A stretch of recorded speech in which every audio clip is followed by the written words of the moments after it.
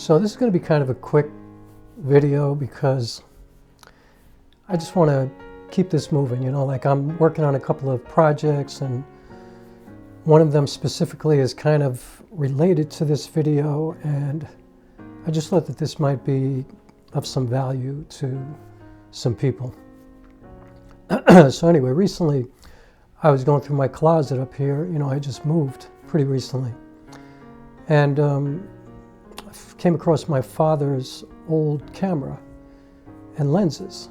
Now I've been carrying these around with me since he died in 1988, so I've been carrying them around for a long time, and I didn't really think that I would ever have occasion to use them or have any interest in them or anything like that.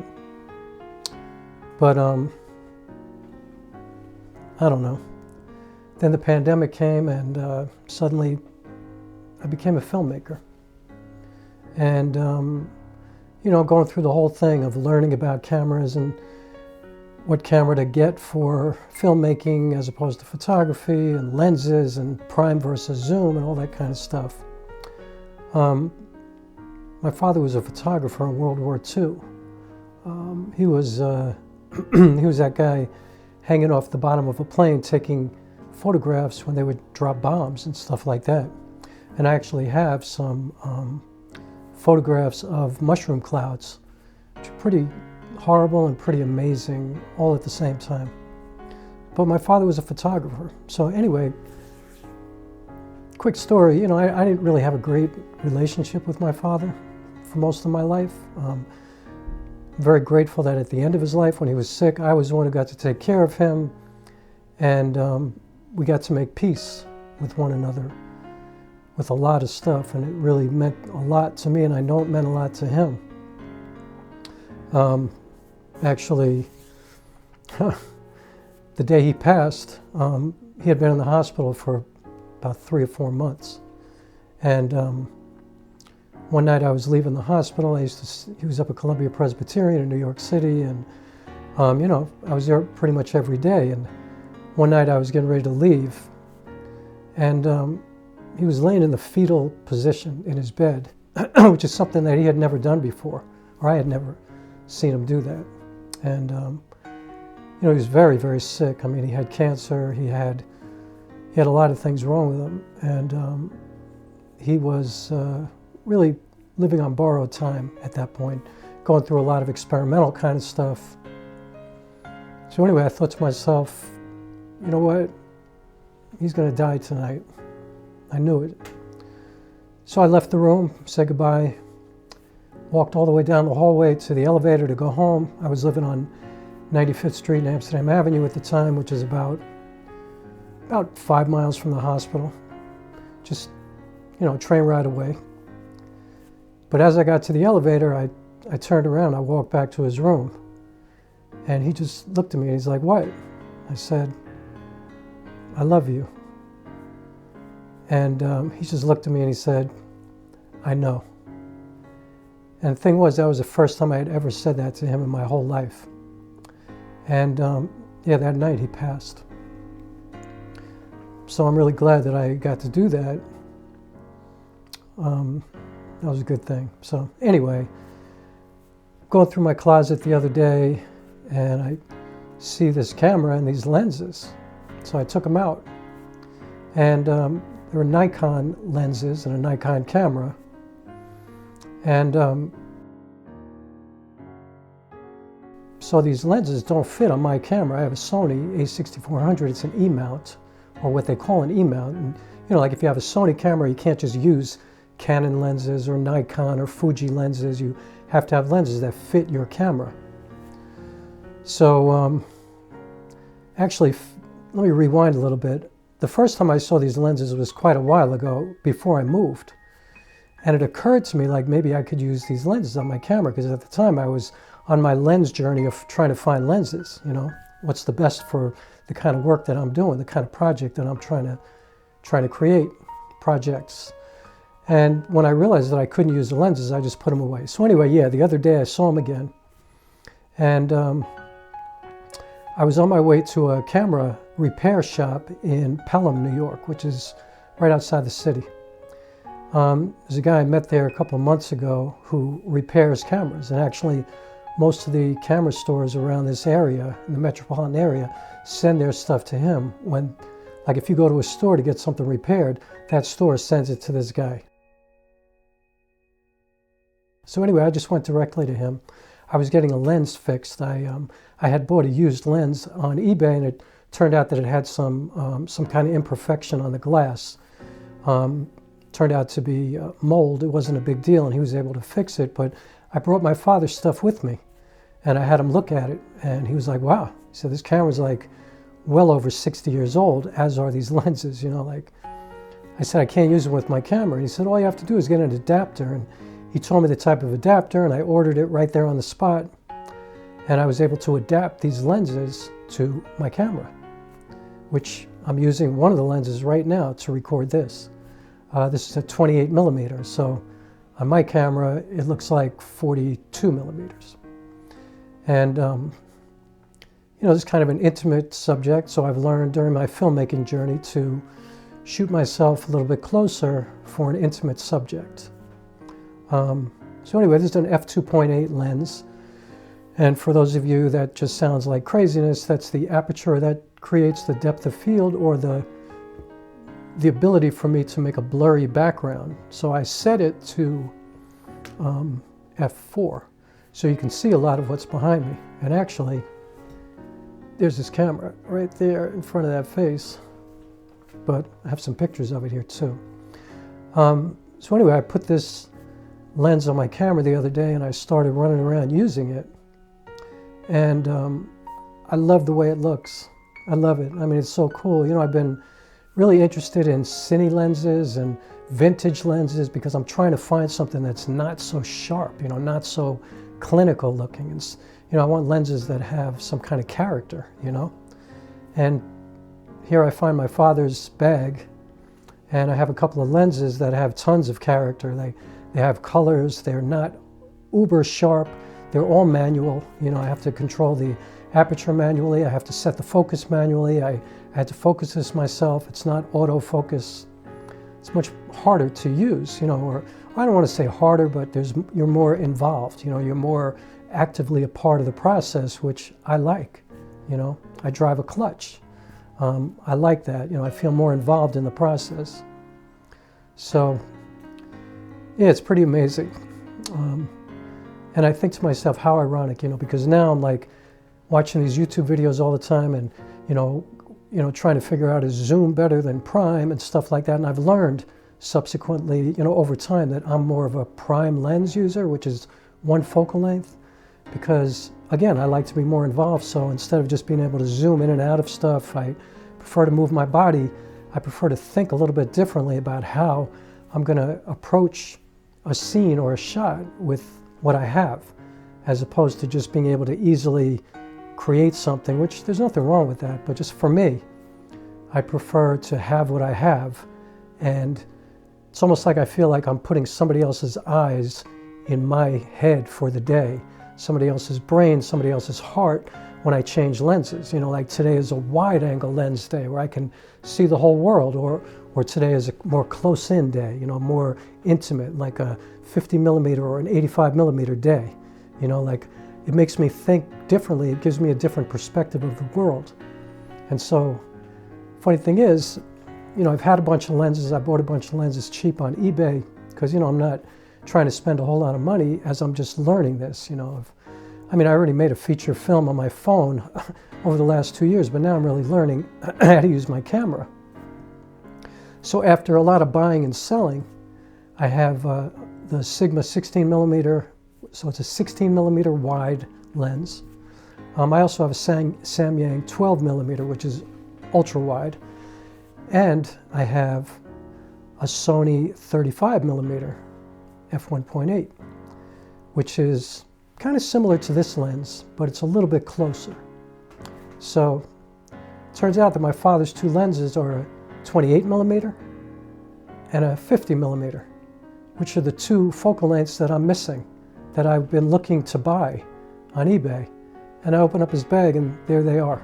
So now I have a 16, a 28, a 35, and a 50. So what that means, if you're not technically inclined, is I'm covered for everything that I need. Because also I have what's called a crop sensor camera, which means that whatever the focal length says on the lens, you have to multiply that by 1.5. That's why it's a crop sensor, APS-C. So my 16 is really a 24. My 28 is really a 42. My 35 is really a 52. My 50 is really a 75. So it doesn't really mean anything. It just means for me that I have to understand what I'm dealing with. But what's really kind of cool is that my father's lenses have filled in what I was missing. Filled in what I was missing, which is kind of a metaphor in a weird kind of way. One more story that I've been thinking about a lot is when I was a little kid, we moved out of the city, and my father brought me to a park. We moved up to a place called Spring Valley, New York, which is, right outside the city, just north, a northern suburb.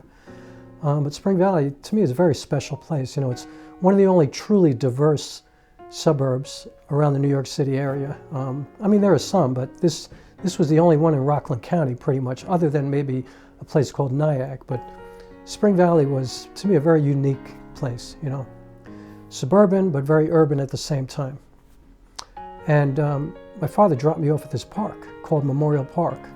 And he said, this is where you're going to play. This is the real world up here. And that's where I wound up playing baseball and football and basketball. And I spent so much of my childhood in that park. So I remember when I was a little kid, I was like 6 years old, my father came to watch me in a Little League game. And he came with his camera. He was ready to take pictures of me, all proud, and happy that his son was playing baseball. I was catcher at the time, and so I'm wearing all this gear. I'm a little kid wearing all this stuff, probably look really cute. And I saw my father from the field. And I actually walked off the field right up to where he was standing. And I said, don't take any pictures of me. He's like, why? And I said, I don't want you to be one of those fathers with a camera hanging around his neck taking pictures of me. Just stand there and watch. Don't embarrass me. And so he respected that, and he didn't take any pictures of me. And as a result, there are literally no pictures of me from when I was a kid playing ball. And mind you, my whole life was sports when I was a kid.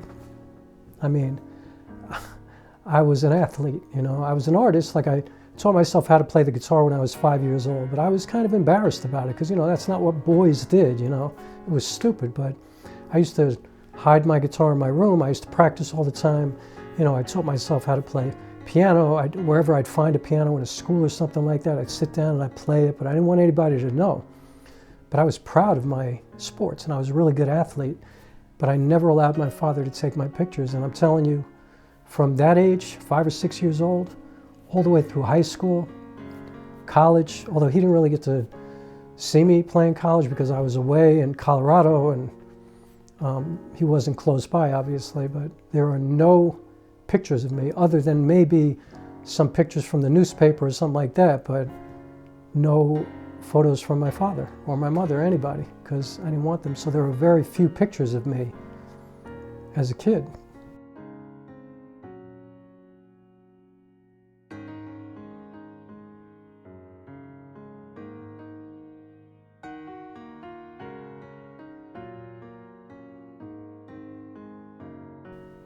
Not a lot. Certainly not doing the things that I love to do. And so it's pretty crazy, I feel like now I'm completely obsessed with filmmaking. I'm a theater artist, and I really don't know when I'm going to be able to do that again, when I'm going to be able to get back on stage, and if I'm going to even want to do that, because I feel like I've made a real transition into this filmmaking, storytelling realm. And I really enjoy it, I'm loving it so much. Sorry, I dropped my little digital recorder, using a little zoom. And so, yeah, I've kind of moved into something new, And it just strikes me that I could be having all these conversations with my father, talking about, you think I should use a zoom lens more or a prime lens? Or, you know, how do you feel about this blurry background that I'm doing in this video? Or, you know, and I could have shared my process during my film. You know, I spent 20 months every day making a full-length feature movie. So I think that would have been pretty cool, you know. Could have gone to him. You know, my father was like a guy who taught me about all the restaurants in New York City. You know, like I know every little out-of-the-way place, you know, every little basement kind of restaurant or way out in the outer boroughs or something like that. My father knew all those places. So I know them as a result. So we could have gone and hung out in one of these cool places out in Sheepshead Bay or, you know, Greenpoint, Brooklyn, or up on Arthur Avenue in the Bronx, and talked about cameras and lenses and filmmaking and photography, and, you know, argued. Like he'd be like, why don't you, you know, be a photographer instead of doing all this crazy filmmaking stuff that you're doing? It's got to have all this other equipment. And could have had some great conversations, and I think it would have been pretty awesome. But you know, I don't know. I guess if you believe in that type of thing, maybe he sees me, maybe he knows that I'm doing that. I mean, I'm not a religious person at all, but I am a very spiritual person, and so, you know, I do believe that it's possible that he's up there laughing at me, at all my hubris and arrogance, and saying, look at you, look where you wound up, right where I was, you know. I mean, my father worked in the garment industry. He was a garmento, as they call them, you know, which a lot of people did, and it was a very New York thing, but his love was photography and sports. But he loved photography, and he was very proud of his family, and I feel like I took something away from him during my life. And there's a lot of regrets that I have with regards to my relationship with him, but I find a lot of solace now in thinking that probably had a lot more in common with him than I even ever thought, you know, which is pretty cool. So anyway, showed you a couple of I'm going to show you some examples of what this lens can do, but that's not really what's important about this video. So I'll finish with this. You know, I took some stuff out, and I will use this lens from time to time when I want something very specific, because it definitely has its own colors. It has its own kind of feel to it, which I love, you know. Some of the lenses that I have that are new, like the Sigma and the Sony, are very sharp, like amazing lenses. It's almost like having an X-ray machine on your camera. I mean, I can see anything. This, you really have to work hard at getting the focus correct, getting the aperture, you know, getting the light, I want to say, for people who don't know about the technical aspects of a camera, to get it look like I'm not all completely blown out, to make it look correct. You have to really be active with this lens. I'm not going to use my father's lens because